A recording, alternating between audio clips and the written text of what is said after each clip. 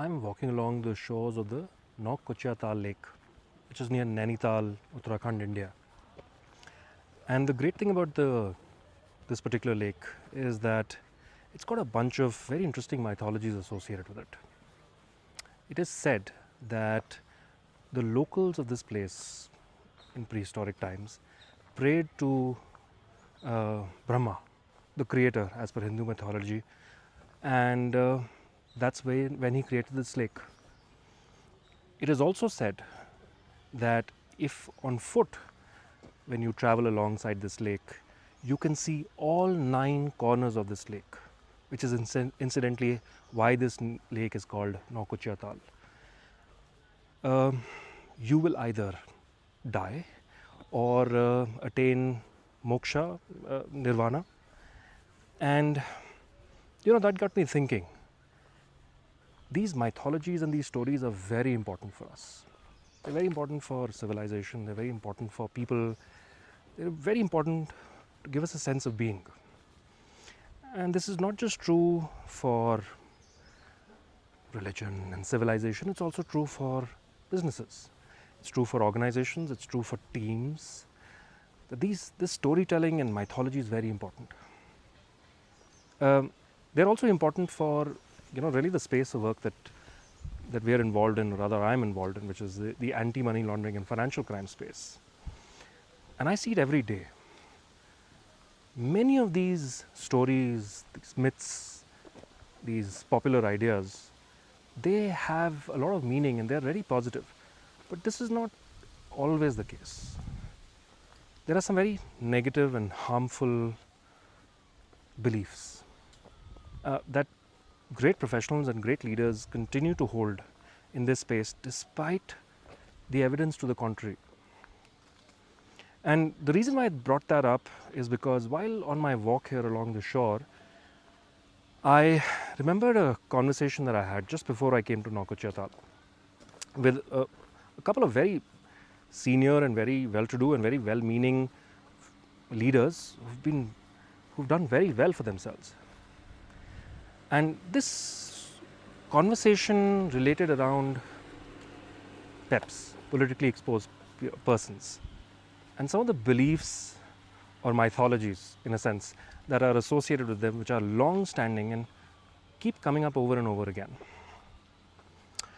And I'll try and recount a few of those instances in this video. The first thing that comes up again and again is, I don't need to check for PEPs. I'm always surprised by how often this comes up, despite clear regulations, mandates, guidelines by the regulator over and over again. This comes up all the time, but I guess it's important to outline it, at least from my point of view, once and for all. If you're regulated or you have to report to the SEC, the OCC, the FinCEN, the FCA, the IRDA, SEBI, RBI, NHB, MSA, FSRA, DFSA, or any of the hundreds of other regulators in the financial space in the world, there's a very, very, very good chance that you have to comply with PEP regulations and to check your customers against the fact of whether they are PEPs or not. If you think you are doing this because you have a certain belief, my recommendation is get a legal opinion, get it checked, because you want to be on the right side of the law. After that particular fact, the second biggest thing that comes up again and again is, sure, maybe I need to check for PEPs. I'll just go out and get a public list like you do for sanctions. And let me clear that out right now. PEPs is probably the most difficult, important, strenuous, resource-intensive data asset that one has to build in the AML space. There are very few players in the world who can give you a comprehensive, high-quality, monitored, updated PEP list. And there is a good reason for that. It is very difficult. It is not easy. And it takes a lot of effort, it takes a lot of talent, it takes a lot of knowledge. of data science and engineering and development and continuous monitoring and regulations and 500 different things. So if you have a vendor, or if you have somebody who's out there who's saying, hey, this is very easy to do, I'll just go out and scrape this data or scrape this list, at best they are ignorant, and at worst they're misselling. And I would suggest that you get another opinion. After that, the third biggest thing that comes up again and again is, I need to check only for individuals and not for organizations, because only individuals can be PEPs. And the fact of the matter is, state-owned enterprises, organizations that are owned or controlled by the government or by the powers to be in that particular country, are also in a sense like a PEP. They're called state-owned enterprises. And the individuals and the directors and key management personnel in that particular organization are considered PEPs. So if you have a list which does not include state-owned enterprises, companies that are primarily owned, controlled by organizer or by the government, you don't have a complete list. After that, once people do that, they say, you know what, this is too hard. I'm just going to go ahead and overcorrect, and I'm going to assume that any single person who is connected in any particular way to a political party is a PEP. That's also wrong, because if you look at the FATF guidelines in the definition, one has to hold a prominent and meaningful position to be qualified as a PEP. That definition differs by country, by regulator, and therefore one has to be able to track all these regulations and deeply understand what they mean. To give you an example, in India, the BJP, which is the main party in India, has about 185 million party workers, or people who signed up to be members of the party. The second largest national party, the Congress, has about 95 million. Between themselves, they've got about 270, 280 million members. The total working population of this country is about 470 million in 2022.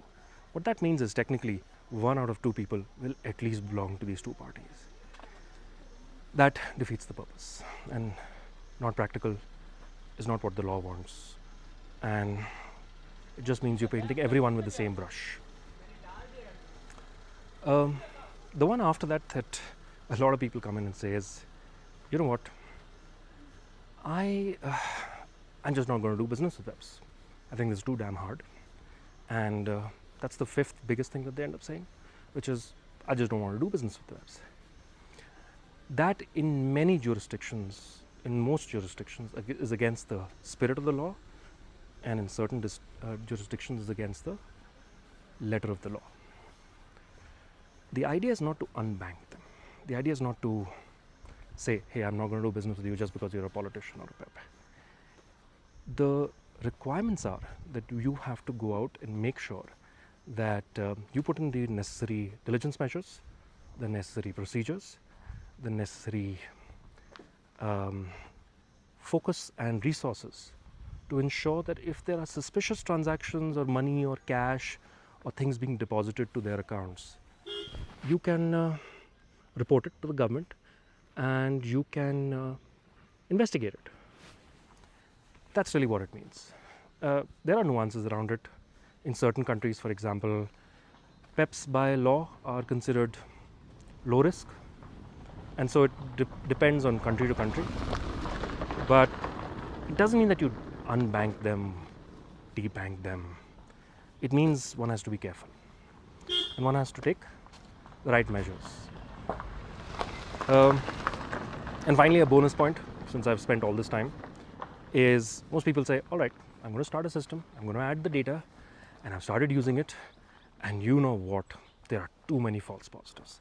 This is working out to be too expensive. I think the data is bad. It is possible that the data is bad. It is possible that the data that you've taken from certain vendors is low quality, has lesser identifiers, isn't rich enough for the matching rules to work. But once you've made it clear, and once you've gotten the comfort that your vendors and suppliers are high quality, the real reason this could be happening is because your matching rules, your KYC data, the way your system is configured hasn't really been tested or hasn't really been tuned. And so a good partner in the screening space, in the ML space, won't just leave you to your own devices. They'll advise you. They'll help you out. They'll hold your hand. You should expect that to happen. So that was my bonus point. That was my mild rant as I walked alongside this beautiful lake. I hope you found this useful, and I hope you have an amazing day and week ahead. And if you ever come to Naukuchiatal, try not looking at all the 9 corners in one go. Take care.